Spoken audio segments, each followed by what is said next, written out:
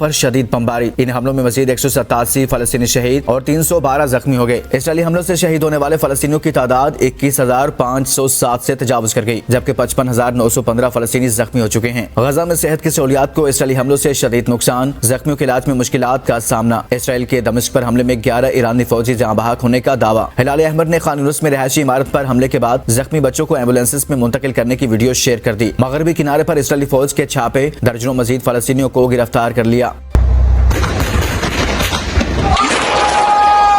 اسرائیلی افواج نے طے شدہ راستے پر سفر کے باوجود اقوام متحدہ کے امدادی قافلے پر بھی فائرنگ کی۔ UN ایڈ چیف مارٹن گرفسن نے امدادی قافلے پر اسرائیلی حملے کی مذمت کرتے ہوئے کہا کہ حملہ بین الاقوامی قوانین کی کھلی خلاف ورزی ہے۔ ادھر جنوبی افریقہ نے غزہ میں فلسطینیوں کی نسل کشی پر اسرائیل کے خلاف عالمی عدالت انصاف سے رجوع کر لیا۔ عالمی عدالت انصاف نے ایکس پر جاری بیان میں تصدیق کی۔ جنوبی افریقہ کی جانب سے کہا گیا کہ اسرائیلی اقدامات نسل کشی ہیں۔ اسرائیلی فوج فلسطینیوں کو جان بوجھ کر قتل کر رہی ہے اور غزہ کے بڑے حصے کو تباہ کر دیا گیا ہے۔ فلسطینی وزارت خارجہ نے جنوبی افریقہ کی جانب سے فلسطینیوں کی نسل کشی پر اسرائیل کے خلاف عالمی عدالت سے رجوع کرنے کے عمل کا خیر مقدم کرتے ہوئے عالمی عدالت سے فلسطینیوں کے تحفظ کا مطالبہ کیا ہے۔ دوسری جانب اقوام متحدہ کی سیکورٹی کونسل میں اسرائیلی سفارتکار نے جنوبی لبنان سے اسرائیل پر مزید حملوں کی صورت میں حزب اللہ کے خلاف مکمل جنگ شروع کرنے کی بھی دھمکی دے دی ہے۔ سیکورٹی کونسل میں فلسطینی سفیر نے کہا کہ اسرائیل نے فلسطینیوں کو 2 ہی آپشن دیے ہیں، یا موت کو